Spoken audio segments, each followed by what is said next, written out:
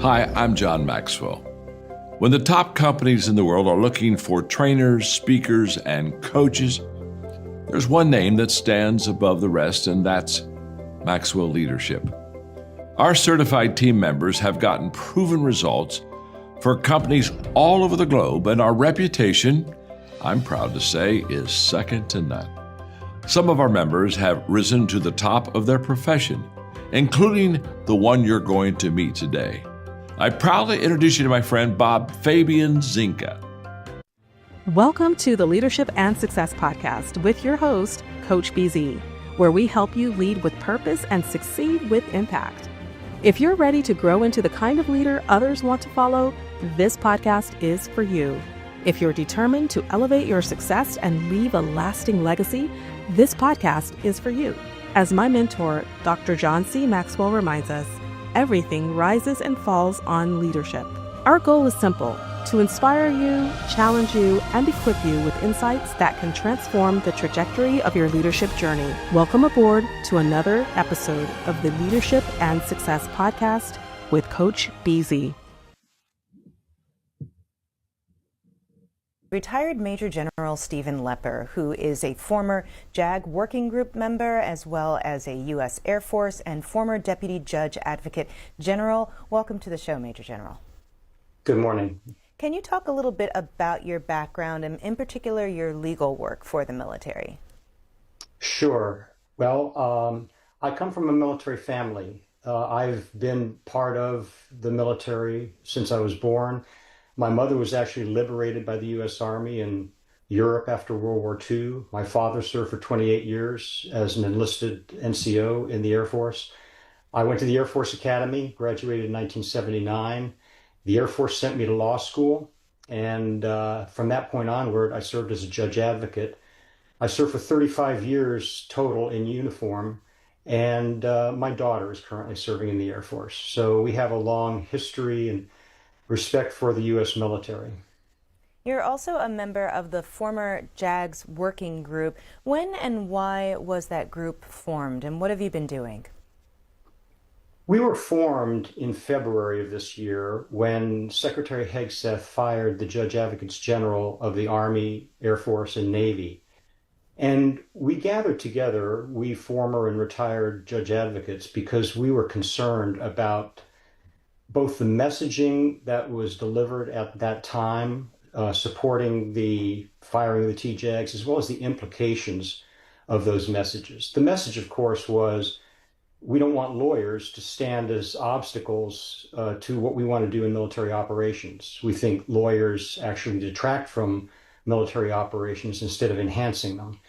The larger implications of that message are essentially that we don't think the law or lawyers matter to military operations, and so we're not going to consider the law as we plan and execute future military operations. That's a dangerous message, and we as former judge advocates united in the common purpose to push back on that message. All right, welcome to a very special edition of the Leadership and Success Podcast. I believe we have a living legend ready to talk to us today. Before I do, I'm reminded our moment of gratitude. This is the second show this morning. So you already know that today I am grateful for two things. One is freedom, right? We just celebrated Juneteenth 10 days ago, and July the 4th is right around the corner. And we are so grateful for freedom. We live in a free country. And I think freedom isn't free. There are a lot of people who gave their lives in order for us to enjoy this freedom today. I am so grateful for that. And I'm also grateful for really great people, American heroes, I believe, people who really make a difference in the world, who are willing to come on this podcast and really share their knowledge and their wisdom with us. I'm so grateful for that. So let us know really quick where you are joining us from, what city, what state, and if outside of the US, since we are a global show now, which country. Let us know what you are grateful for today. And also if you have a question for the general, please type it in the comments. So let me see if I can properly introduce our guest today. Today we are speaking to retired Major General Steve Lepper, U.S. Air Force, former Deputy Judge Advocate General of the United States Air Force, military judge, trusted advisor to the chairman of the Joint Chiefs of Staff.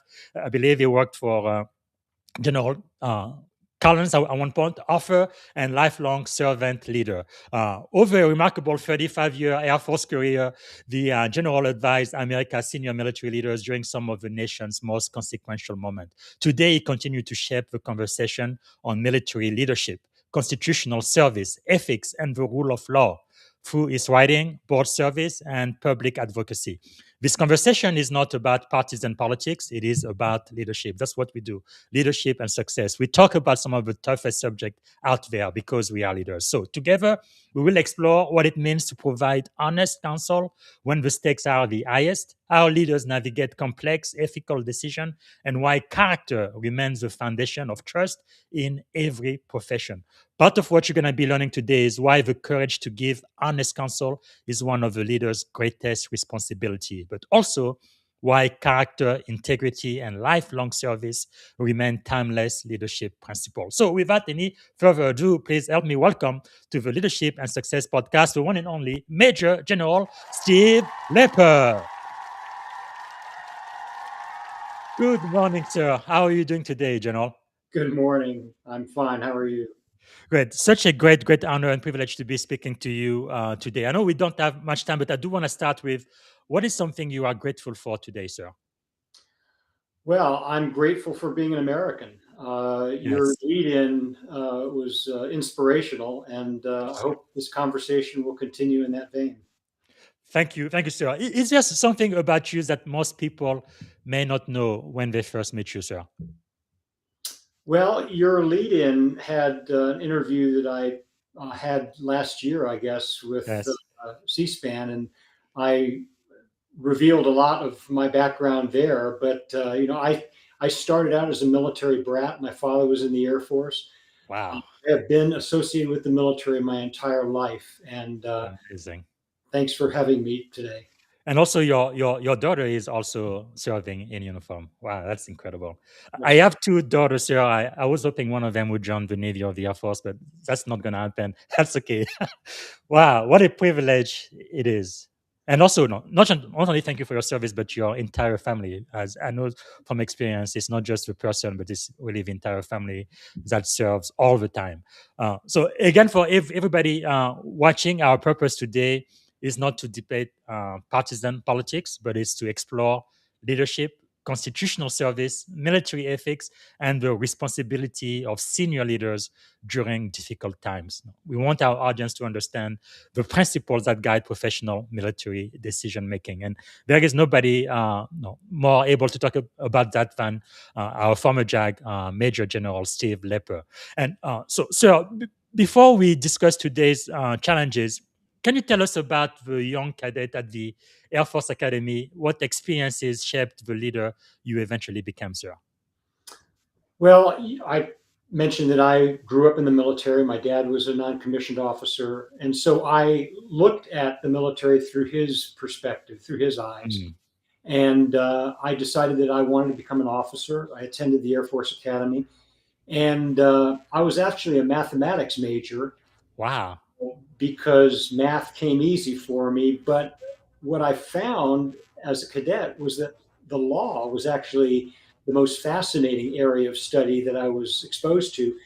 Each service academy has a group of judge advocates who teach the law to cadets and midshipmen. And I was exposed to that early in my 4 years at the Air Force Academy. And I took every law class that I could because I was really interested.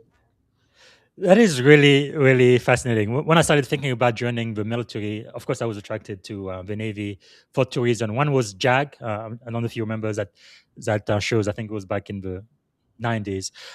But also the movie by Tom Cruise. It's gonna come back to me. But anyway, it was like a number one Navy movie in the world. I think it's probably got more people join the Navy than any other Hollywood movie. I think. But anyway, who were some of the people, sir, who really influenced your philosophy growing up, or as you moved up the rank in the Air Force? Well, it started with my father. My father taught me respect for others and compassion. Yes. As your lead-in described, I also had an opportunity to work as a deputy legal counsel to the chairman of the Joint Chiefs of Staff. And one of the chairmen that I served in his last year as the chairman was General Colin Powell. Wow. He, for me, was a model of integrity. And then I told you that I looked at the Air Force through the lens that my father gave me as a senior NCO. I continued looking through that lens throughout my career. And during the last part of my career, I was able to work with a gentleman named Chief Master Sergeant Jeff Williams. One of the photos that you showed in the lead-in was a picture of me and Chief Williams. He was my senior paralegal manager at Air Mobility Command. And I admired the way that he was able to connect with airmen and hold them accountable. I admired him so much that I asked him to preside over my retirement ceremony in 2014. And that picture you showed was a picture from my retirement ceremony. Wow. Last but not least, one of the most influential people in my leadership journey was Mr. Bill Crawford. Mr. Crawford was our janitor at the Air Force Academy. Nobody noticed him. He swept our floors, he cleaned our toilets, until one day, one of my fellow cadets recognized him from a book he'd been reading about World War II. And after talking with him for a few minutes, he learned that Mr. Crawford was, in fact, retired Master Sergeant William Crawford, U.S. Army, who had been awarded the Medal of Honor for his heroism in Italy. The lesson we all learned from Mr. Crawford was humility. If a Medal of Honor recipient could clean our toilets, I was determined to lead and serve my fellow airmen. Wow. To me, Mr. Crawford was the epitome of a servant leader. Wow, that is quite something. And one thing I have noticed is for many people, they really only want to talk to the people in charge, the senior leaders and so forth, and they completely ignore people like janitor who might be at the bottom of the chain of command. But to me, I guess my mother is the one who taught me this. You have to treat everybody with dignity and respect no matter what they do. And sometimes the people you ignore might be the one who are going to be opening big doors for you in the future. You just never know. Thank you so much for reminding us that General. And by way, sir, I must tell you, there's a lot of excitement in the live audience right now. I believe this is my mentor, Captain Rothschild. He's definitely going to have a question for you, sir. Watching to us from Cedar Pine Park in California, Southern California. We have Daniel Young from Maitland, Florida. I think it's close to Orlando. And we also have Lieutenant Commander Krista Guns-Sully. So there's going to be some question. We won't be able to take all of the questions from the audience, but we're going to take some of the question from the audience. So I think what we're talking about today is really important, especially where our country is right now. But before we start, sir, many people think that leadership is about making decisions. You've spent decades helping leaders make decisions. What's the difference? Well, making decisions is part of leadership. But I think the most important decisions leaders must make are the ones that you might not think of. Certainly, as a leader rises in rank and responsibility, the decisions he or she makes are more difficult and involve more complex and significant facts, circumstances, and consequences. But I believe the most important decisions a leader makes are the answers to questions they have to ask themselves before they assume leadership positions. They basically involve deciding what kind of leader you want to be, such as, do you want to put yourself or your people first? Do you want to be a leader whose ethics are the bedrock of your leadership? Or are you okay with being ethically flexible so that you consider ethics just one of many factors? What does your oath to the Constitution mean? Does it mean you should lead in such a way that places obedience to unethical superiors ahead of your understanding of right versus wrong? And then lastly, where does honor fit in your leadership? Yes. As the Secretary of Defense described in his speech at Quantico last year, his concept of warrior ethos does not include the concept of honor. Will you include it in your leadership? And if so, where and how? Wow. That is really powerful. And one question I have in mind, sir, you being a JAG, a lawyer, maybe you can give us the best definition. What is the difference between what's legal, moral, and ethical? Well, legal obviously are the laws that constrain us, that Yes. we're all required to abide by. There's the Uniform Code of Military Justice. There are the laws that Congress passes that Mhm. define when and where we can employ military force. And then there's ethics and morality, which I believe need to be part of every leader's core principles. Yes, sir. Uh, I mentioned honor just a minute ago. Yes. Honor is, to me, the idea that you understand right and wrong and are committed to doing the right Mm. thing always. Character has often been described as doing the right thing regardless of who's watching. Yes. Those are the kinds of leaders we need, not only those who are obeying the law because if they don't, they might be punished, but those who have a higher calling Mm. defined by morality, by ethics, by honor, Yes. who, regardless of the consequences, are committed to doing the right thing always. Wow, so powerful. And for all of the sailors who are listening right now, as you know, our three core values very simple: honor, courage, and commitment.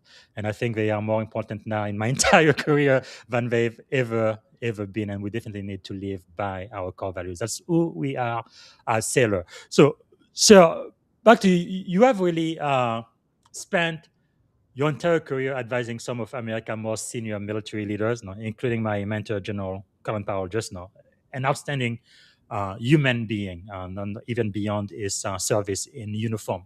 But what makes someone an effective advisor, especially when the stakes are extraordinarily high? Well, I think the most important attribute that you have to have as a leader is credibility. Yes. Unless you have credibility, no one's going to listen to your advice. And credibility is built on your competence, no matter what you do. In my case, I was a lawyer. Yes. My competence as a lawyer was always a factor that bore on my credibility. My knowledge of the mission was something that bore on my credibility, because if I didn't understand what our unit's objectives were, then how could I advise our commander about the law that supposedly would help us and Yes. sometimes constrain us from achieving those Mm. mission objectives? So those are the two things that I tried really, really hard to establish in my relationship with my superiors. I tried to convince them that I was always a credible source of legal advice, and I always focused on the mission, so that I Mm. convinced my commander that I was just as committed to achieve it as he or she. Yes, sir. And talking about credibility, how does a leader earn credibility, especially when you have to deliver advice to the boss that they may not want to hear? Yes. Well, sometimes you do have to give your boss advice that he doesn't want to hear. But again, I think that bears on the issue of credibility. If Yes. all you are is a yes man to your boss, then I think your boss will ultimately question whether you're giving the advice he wants to hear or the advice he needs to hear. And in my experience, very fortunately, I never encountered a boss who uh, consulted me simply to hear me say yes to him. Mm. In my experience, fortunately, my bosses really wanted to know what I thought and what the law required him or her to do. Yes. Wow. So when legal advice and operational urgency appear to be in conflict, how should leaders think through those moments, sir? Well, operational urgency is obviously critical, but we have to remember that the law, contrary to what Secretary Hegseth said when he fired the Judge Advocates General of the Army and the Air Force, the law actually enhances our ability to engage the enemy, to do whatever it is we need to do on the battlefield. Yes. And I say that because what the law does is it focuses military power on those things that matter militarily, that provide us a military advantage. It tells us that we can't target schools or hospitals because, quite frankly, destroying those doesn't provide us a military advantage. What it Yes. does say is that the targets that you need to focus on, things like ammunition depots and fuel depots and communications nodes, those are the things that are going to give us military advantage. And those are the things that the law allows us to target. So my role as a JAG was to balance operational necessity and urgency with Yes. the requirements of the law. And in all the cases that I'm aware of, not only those in which I participated, but also my fellow JAGs participated, Yes, sir. they were able to help their commanders do their jobs much more efficiently and effectively by telling them where the guardrails were. And General, there is a question we got from the audience. Actually, it was even prior to us talking today. Most of the time, I get those live, but they ask: You've written extensively about the increasingly political environment the military finds itself navigating right now. Clausewitz, I remember him from JPME, famously argued that war is an extension of politics by other means.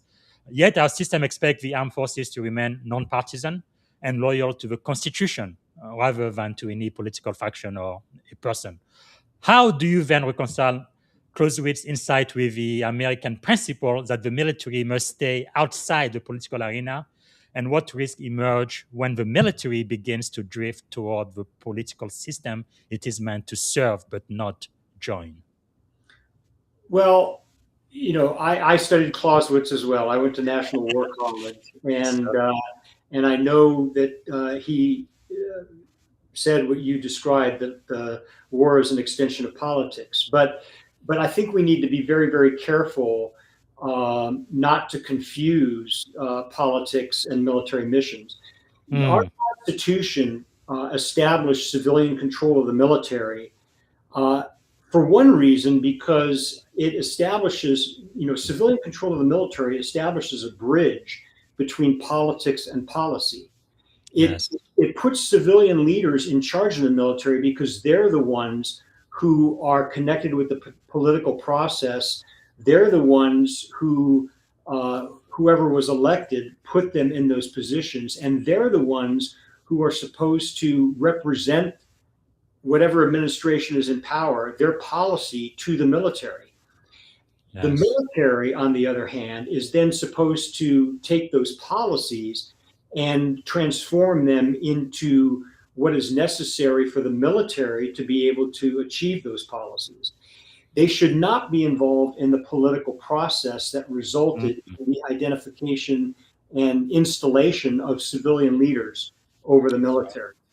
So as long as we understand that particular dynamic, we understand that not only did our founding fathers establish civilian leadership as a bridge between politics and policy, but they established the notion that the military should not be involved in politics.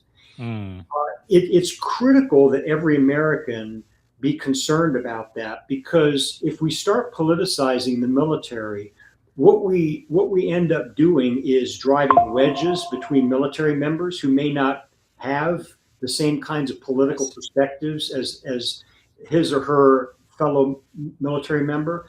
We end up creating questions about whether any particular military decision is based on the desire to enhance national security or the desire to satisfy a particular leader.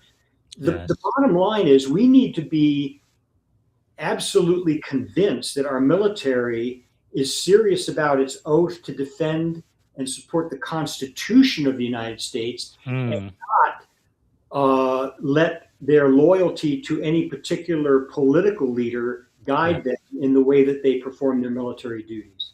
Wow, that is so critical because when I joined the military, the Navy, 21 years ago, I was an E1 seaman recruit. So when I was enlisted, my first oath was to obey the orders of those appointed over me, including the President of the United States. But when I became an officer in September 2007, there was a big change in the oath. It was now to support and defend the Constitution of the United States of America against all enemies, foreign and domestic. I always wonder why they put domestic. That didn't make sense to me back then. Now it makes a lot of sense. But just knowing that as an officer, especially as a senior officer now, my job is to support the constitution of this country, not a party, not a man, not even an institution. That's a really, really big difference. Why is that so critical, especially for officers, sir?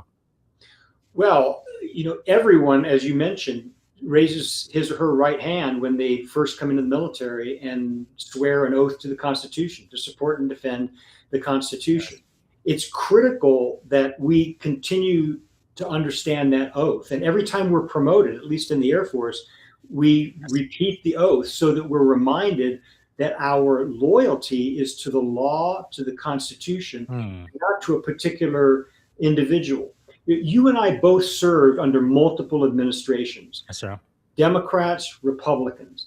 And I would suggest that anyone who supports this particular administration would be very concerned if they believe that military members somehow supported, Democrats, and let their decisions be guided by Democrat ideology. Yes. We need to cut through all of this discussion of politics when we talk about the military, because if you really think about it, no American wants the military to be driven by the politics of the moment. We want the military to be focused on defending this nation against enemies, foreign and domestic, as our oath describes, not on hitching our careers to any particular politician, civilian leader who, in the space of 4 years, may change policies that are ideologically driven. Yes, sir. That is quite powerful, very, very clear. But I must say, I want to take one more question from the audience. By the way, I started this podcast 5 years ago. It was just me, myself, and I. Nobody was listening to me. Now I have people logging in from all across the world. So when someone sends me a question, I definitely want to make sure I acknowledge them. But before I do, and then we're going to go back to the pre-arranged question I had sent you, sir, about the rule of law and military leadership. But before I do that, I must ask, sir, so few senior officers, especially flag officers, speak up for what is right in this current environment right now. You are so courageous, and I think you are giving courage to a lot of other people like me to be able to speak up on what is right, not political, not partisan, just what is right and wrong. Where does that courage comes from, sir? You're almost like a lonely, prophet in the desert and crying out, and it looks like the trend is to just not speak, be silent, and so that you will not be attacked. I guess the real question is why do you feel the need first to speak up for what's right, and where does that courage comes from, sir? Well, there is some risk with any military retiree speaking out publicly. We who served as regular officers are still subject to the Uniform Code of Military Justice. And as we've seen from the case involving Senator Mark Kelly, there is a risk that the Department of Defense may, hold us accountable in some way by trying to either prosecute us or reduce our grade, as they're trying to do with Senator Kelly. But the question is, do we sit in silence as we watch what is being done to the military, and by using the military in the ways that are at the very least unprecedented, at the very most illegal? Or do we stand up and speak out? And in my particular case, my oath is something that still motivates me. I consider what I'm doing, speaking out, to be an extension of my 35 years in uniform. Mm. And I really do feel, and I know that many of my colleagues who are also speaking out feel, that if we sat silently, we would actually be no longer living up to that oath, no longer trying to defend this nation, no longer supporting the men and women we left behind who are still serving in uniform and who can't speak out the way that we are. Yes, So this is an important thing for those of us who are speaking out, because we know that there are many people in the military today who would speak out if they could, and in many respects we consider our voices to be theirs. yes, sir. And where does that courage comes from, sir? Well, I mean, it started with my father. It continued with my service of many leaders who I respected greatly, including General Powell. Yes. It included my janitor at the Air Force Academy, who Mm. was willing to give his life for his country and Wow.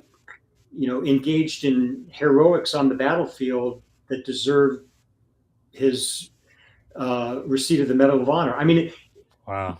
we stand on the shoulders of so many generations of Americans who were willing to give their lives for their country.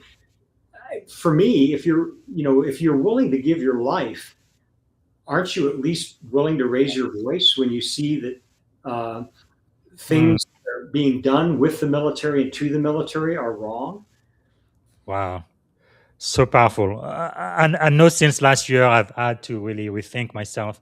Who am I? Right? Like I said earlier, our core values as a sailor: honor, courage, commitment. Right? I am not a mercenary. I didn't join the military to make money. That is not the motivation.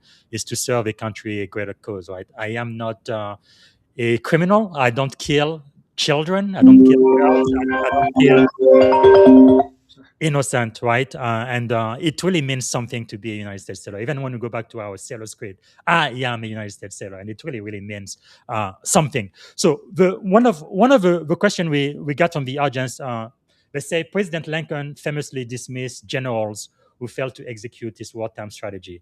Decision rooted in battlefield performance, not political loyalty. But today, some observer worries that senior officers are being removed based on perceived political alignment rather than professional competence.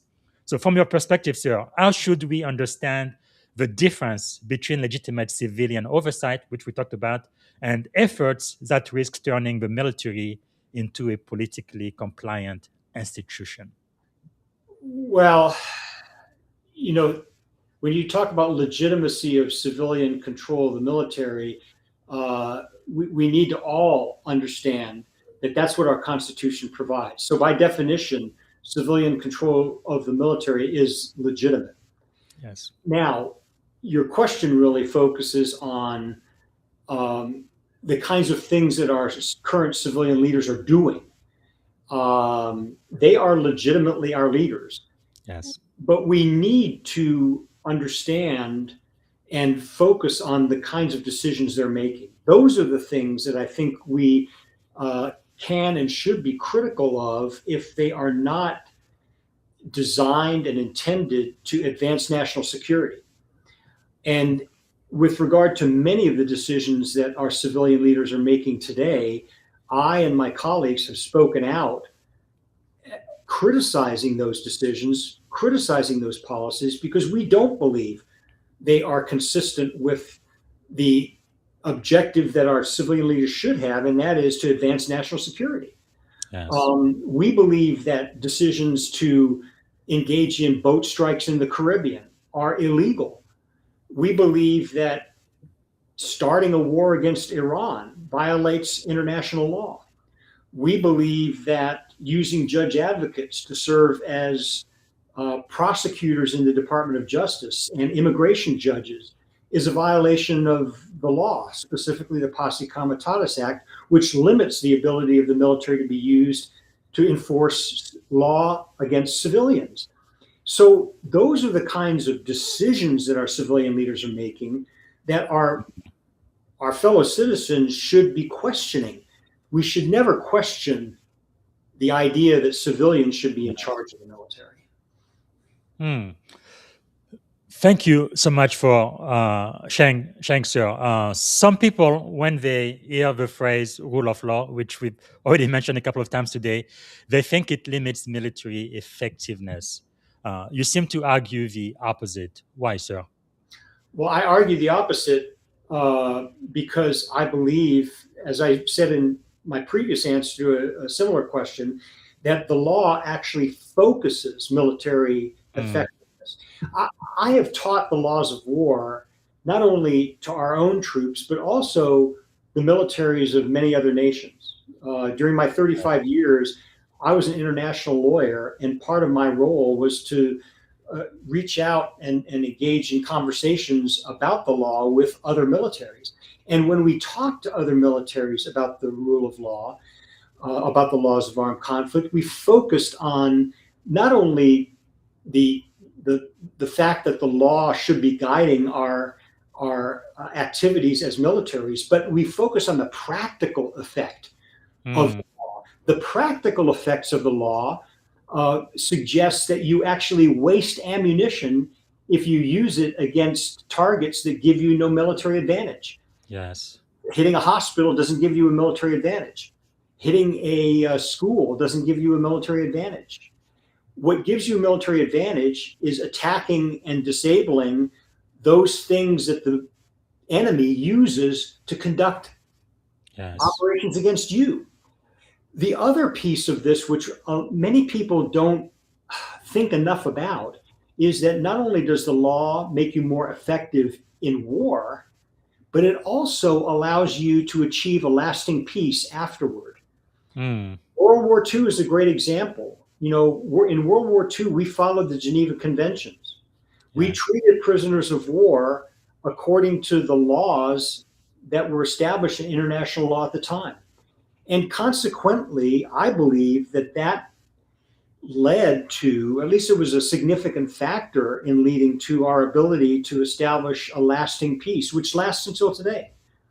If you don't follow the law, if you target civilians, if you kill survivors of boat strikes, if you mistreat prisoners of war, all you're doing is you're making the enemy angry. And if you do succeed in conquering the enemy, you're now going to be trying to make peace with a population that is, that harbors a significant amount of resentment against you. So think about the law in all of those ways. And when you come right down to it, the conclusion you have to have is not the one that Secretary Hegseth articulated when he fired the Judge Advocates General of the Army and the Air Force. It's not that the law and lawyers are roadblocks. It's that the law and lawyers actually contribute to the effectiveness of military operations.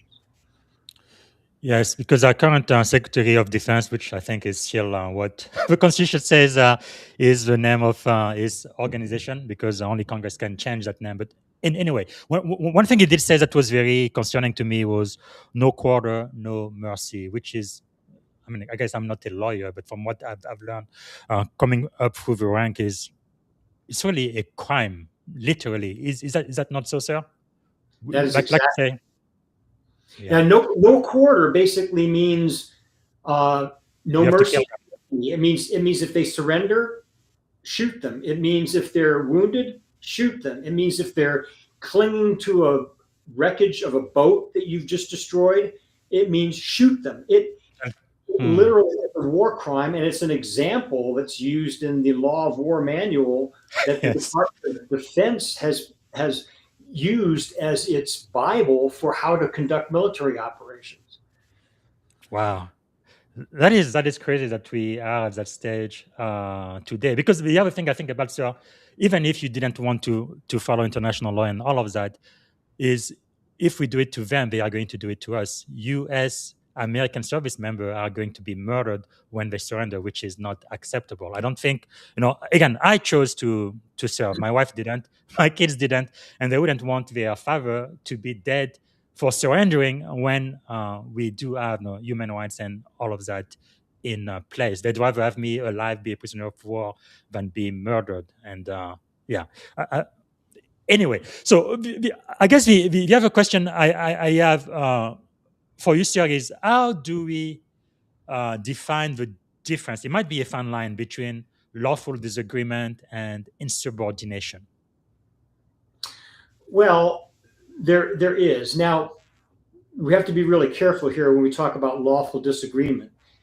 Lawful disagreement, in my view, is the disagreement that you may have with someone who is giving you orders or is asking for your advice about pursuing a particular objective militarily.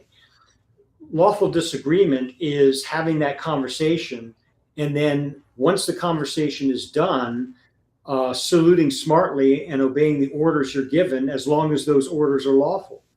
Yes, sir. Lawful disagreement does not include going public with your disagreement if you continue to disagree and are given orders to the contrary. So we need to, sort of level set our definition. Insubordination is essentially showing disrespect to your superior. So you can have a disagreement with your superior and be respectful. If you have a disagreement with your superior and you're not being respectful, that's insubordination. And I think that, disagreement and respect can coexist. It underlies the whole idea of being able to agree to disagree. But we as military personnel are taught from the moment we enter the service that there are two principles that ought to guide us in our relationships with our superiors, our peers, and our subordinates. And that is candor and respect. Candor, which drives our ability to disagree when we see that the things that are being discussed may be wrong. And respect, which means that we can talk respectfully to the people who we're talking to about any particular decision. Yes. Wow. Thank you so much for making it very clear. We have another comment from Lieutenant Commander Krista Gonzoli. She says, if you are willing to give your life, aren't you willing to raise your voice? Powerful. All right. I guess the next question I have, sir, is how can military leaders provide independent legal advice while still supporting civilian control of the military as set up in our Constitution? Well, those are, again, two very, very different things. As a lawyer, my job was to give independent military advice to both my military superiors as well as to my civilian superiors. Civilian control of the military is a principle that we need to accept because that's a principle that is enshrined in our Constitution. So I talked about that earlier.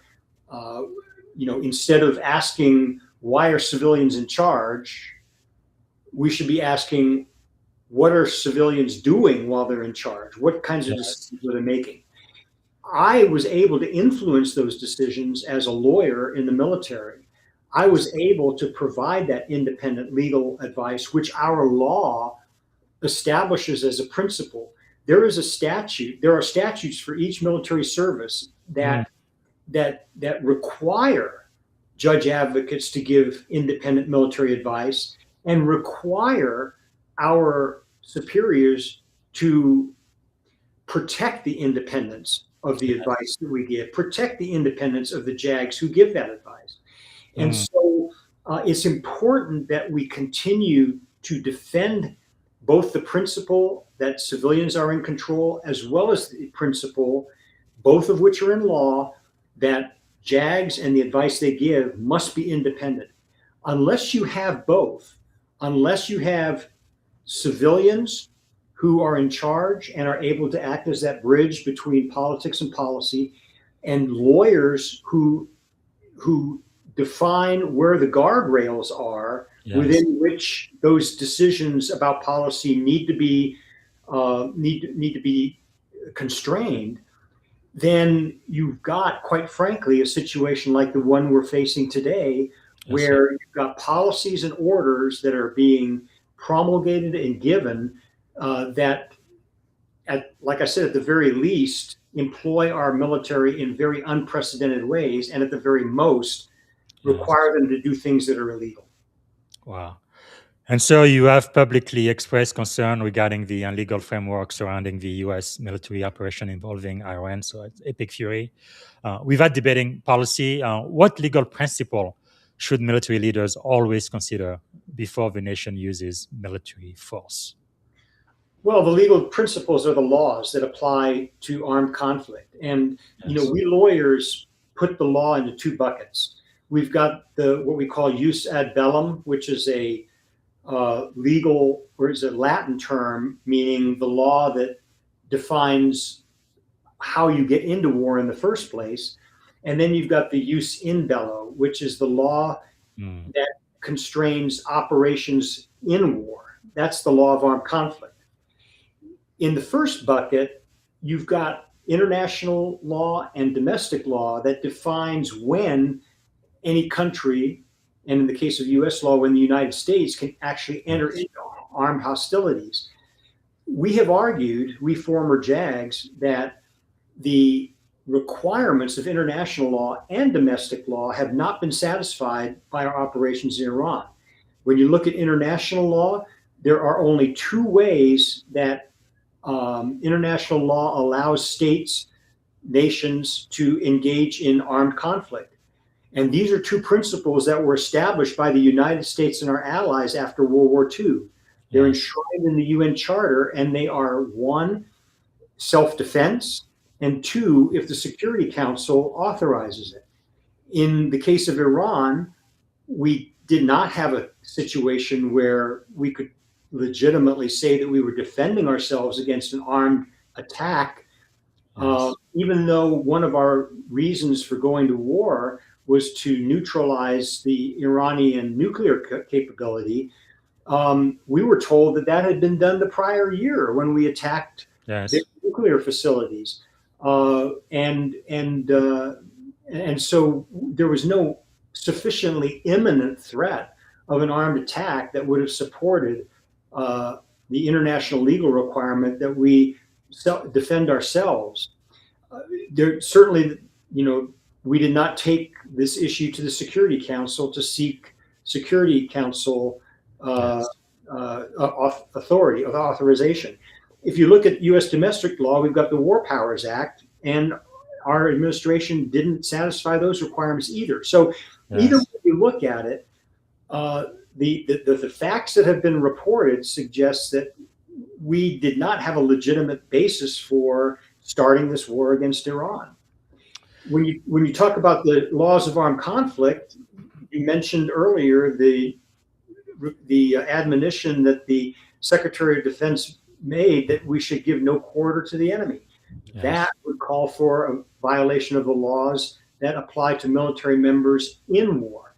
So, we have written and spoken about the various legal principles that apply to Iran, to Venezuela, to the boat strikes. And in each of those situations, we believe that the law has not sufficiently constrained the ways in which our military are being used, and therefore the ways in which our military are being used are unlawful.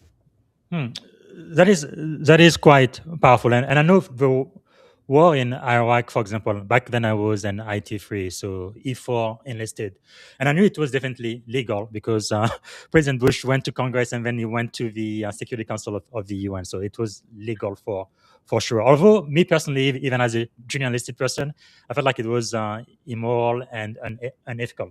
Thank God for me, when I was sent to Iraq, that's when I was selected to become an officer. Therefore, my order were canceled because I was now instant Zinga, not IT3 Zinga. However, if I was forced to go, which is, you join the military because you want to join the fight. I had no problem with Afghanistan, but I definitely had some issues with Iraq, and we ended up not finding those weapons of mass destruction after all. But I guess as a sailor or as a service member, you could use the conscientious objector, right? If you feel like you are being ordered to go to a conflict that you absolutely do not agree with as far as your faith or your conscience. Is that correct, sir? Well, conscientious objector rules are not war specific. To be a conscientious objector, you need to be opposed to all war. Oh, okay. Not just the one you're being asked to participate in. Okay. Anyway, I'm glad that I didn't participate in Iraq. Again, no problem with Afghanistan and everything else we did throughout my career. I guess it gets me to another question from the audience. Lieutenant Commander Krista Gansley asked, Major General Lepper, how can service members have confidence in the military equal opportunity system when an organization has no functioning MEO program, effectively leaving them without the administrative avenue for redress Congress intended? When even a congressional inquiry, an inspector general complaint, or an Article 138 complaint fail to provide meaningful relief, what accountability should exist? Could you talk to that, sir? Great question. And I think the short answer is that you can't have confidence in the MEO process because, quite frankly, as your questioner points out, it's been decimated by this administration. I mean, we have seen women not being promoted to flag and general officer. We've seen Black officers not being promoted to flag and general officer, and both women and men who are senior officers being fired. I mean, in the first salvo that fired the Judge Advocates General of the Air Force and the Army, we saw General C.Q. Brown, the chairman of the Joint Chiefs of Staff, a Black officer, fired. We saw Admiral Lisa Franchetti, the Chief of Naval Operations, fired. And those acts send messages, as does the Secretary of Defense's threats to remove women from combat roles. All of these things, I believe, have created significant morale problems among the women and minority officers who continue to serve, and send a message not only to them, but their fellow service members that, if you're a woman or if you're a Black officer, the chances you hoped you would have to rise to senior leadership positions are no longer available to you. And that, again, ought to concern all of us, not just the people who remain in uniform, but it ought to concern all Americans, because what we're doing here in the name of eliminating identity politics is establishing identity politics, which place people who are very, very talented at a disadvantage if they happen to be Black or female. Thank you so much, sir. Definitely a lot of concern. I do mentor at least 24 naval officers right now, many of them women and people of color. And it seems to definitely affect the morale. I guess the question I have for you, sir, is what leadership principle then should commanders, like myself, especially those on active duty now, should rely upon when navigating changes that affect morale, cohesion, and trust? Well, I begin and end my conversations about the kinds of attributes good leaders have with the idea that a leader first and foremost has to have character. And I spoke earlier about character, at least in my mind, being defined as the desire to do the right thing no matter who's looking. And if we have leaders of character, if we have leaders who are committed to doing the right thing, no matter who's watching, then those leaders presumably should step up whenever they or the people who rely on them for leadership are being asked to do things that are illegal, immoral, or unethical. Yes, so you start with the principle that our leaders need to have character. And I think, consistent with that, you've also got the principles of integrity, telling the truth to the people who depend on them for leadership, humility. I mentioned Mr. Crawford, our janitor, who taught us humility. Humility meaning that you admit that you don't know all the answers, but are willing to do the hard work to find them if you ask the questions. Yes, sir. And then lastly, hard work. That's a characteristic that we need to continue to rely on our military leaders to provide. And I don't doubt that any of them lack all four of those characteristics.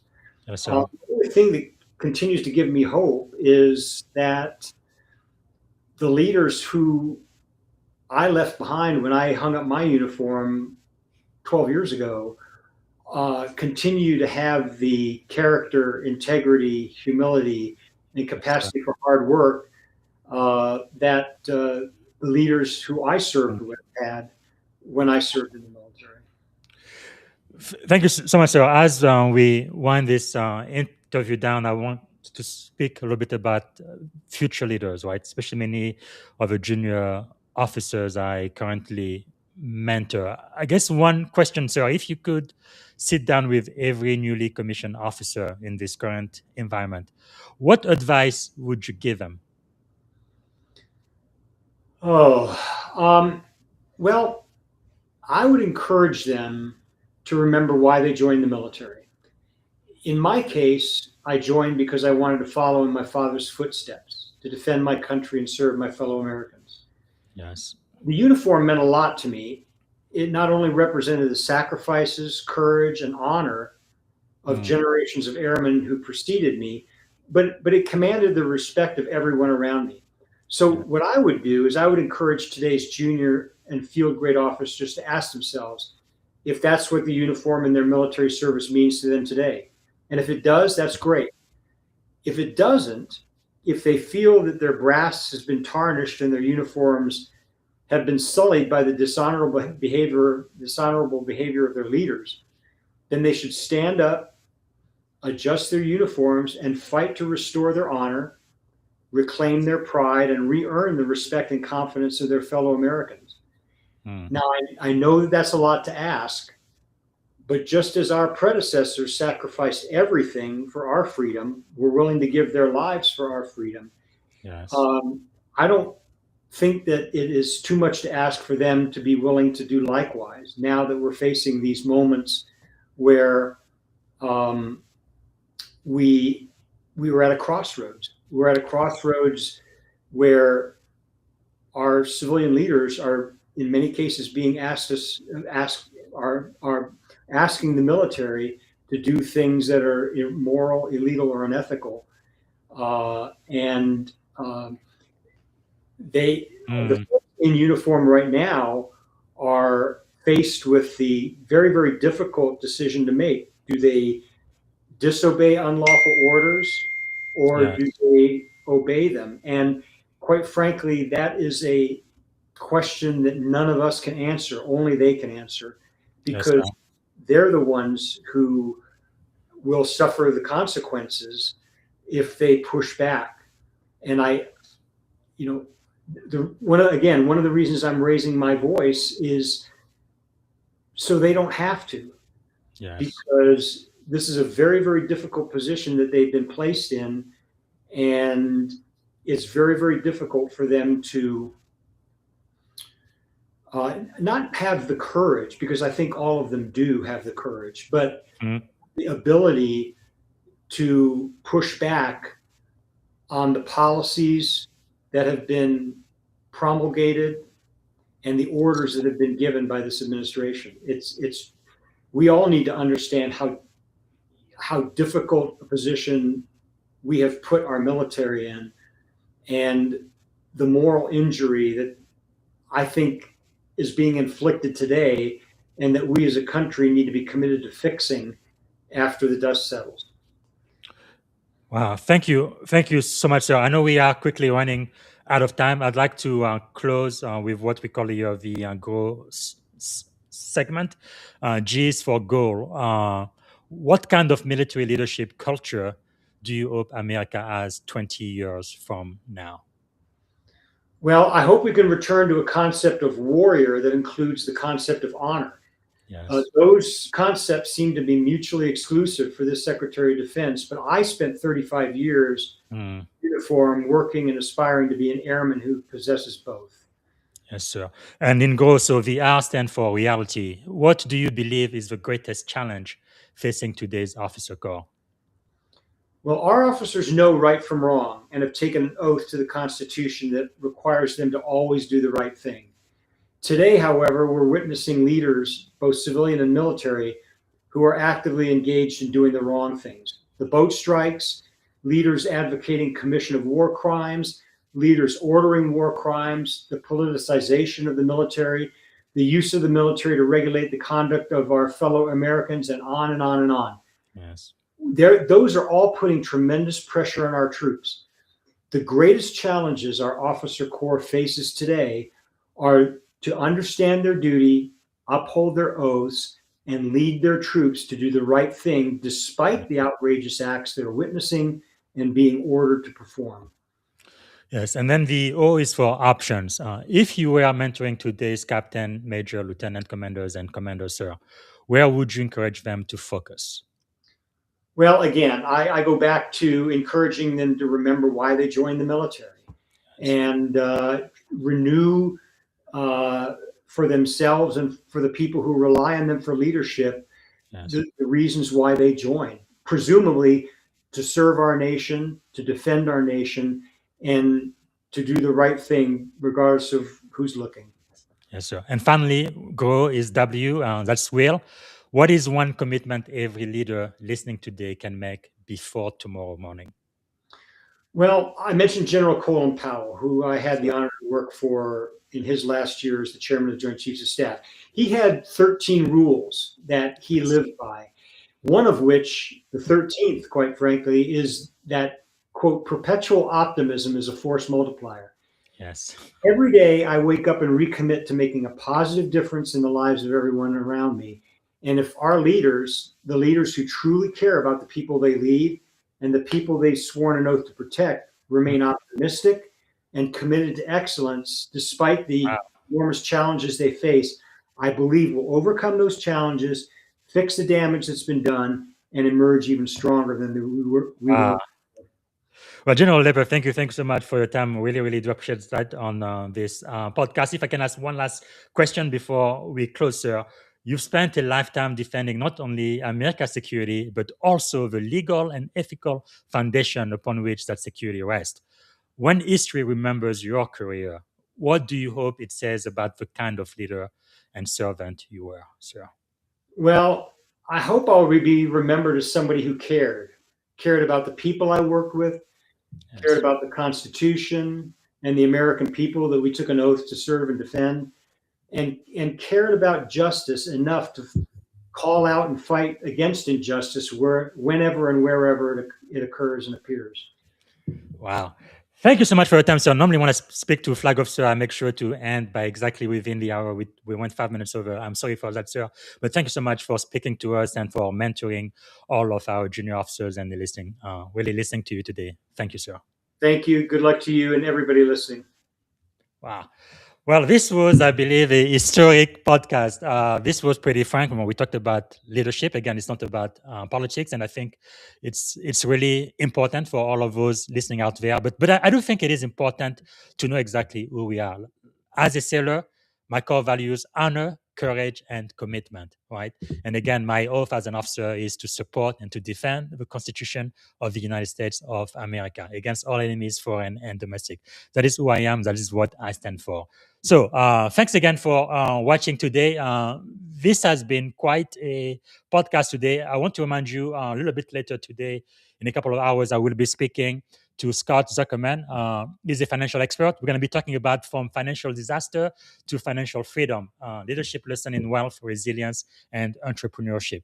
And tomorrow, I will have a great pleasure of speaking to another Maxwell Leadership Certified coach.